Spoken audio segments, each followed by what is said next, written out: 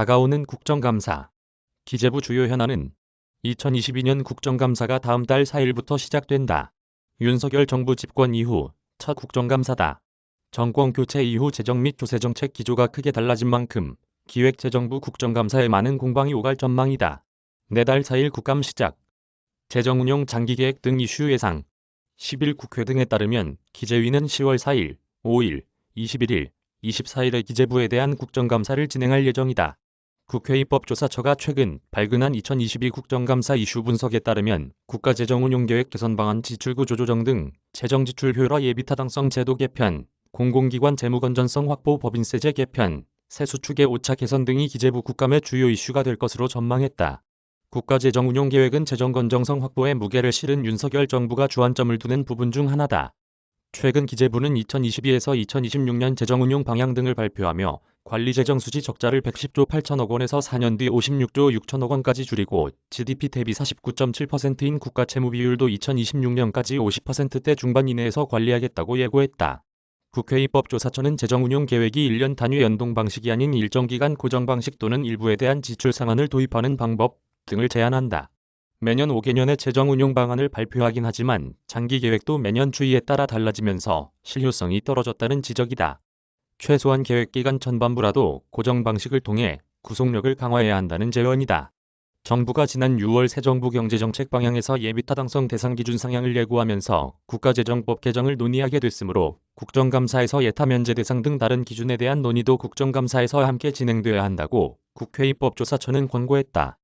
특히 국가재정법 제38조 제2항에 따른 예비 타당성 조사 면제 대상 중 지역 균형 발전, 긴급한 경제 및 사회적 상황 대응 등을 위하여 국가 정책적으로 추진이 필요한 사업은 표현이 무호해 정부 재량에 기댈 수 있으므로 명확한 기준이 필요하다고 봤다. 법인세 부자 감세 논쟁이 이어질 듯. 공공기관 재무 건전성 논란도 국정감사에 논의될 것으로 보인다. 앞서 기재부는 지난달 재정 건전성 제고를 위한 공공기관 관리체계 개편 방안을 발표했다. 경영평가에서 재무성과 지표의 비중을 2배 끌어올리고 사업과 재무 건전성 연계도 강화하는 것이 주 내용이다. 특히 문재인 정부에서 강조했던 비정규직 고용 등 사회적 가치 구현 관련 지표에 대한 과도한 비중을 축소, 공기업 기준으로 해당 배점을 종전 25점에서 15점으로 낮춘다는 계획이다.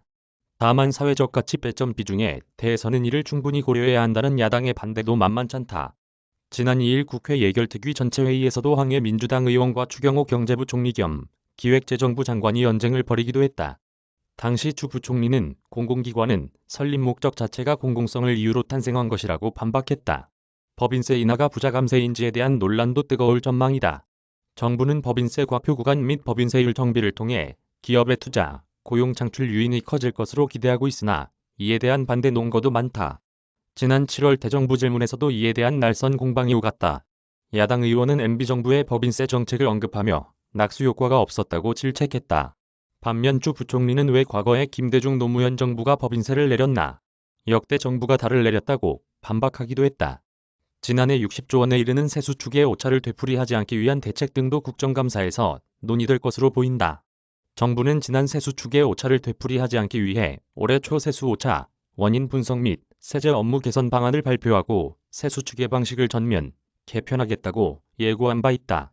국회 입법조사처는 국회 예산정책처의 보고서를 인용시 계열 모형만으로는 시장의 변동성이 심한 경제 상황에서 다양한 경제 주체의 행태 변화를 반영할 수 없으므로 미시 시뮬레이션 모형 등 시계열 모형의 단점을 보완하기 위한 노력이 필요하다는 의견도 있다고 말했다. 조용석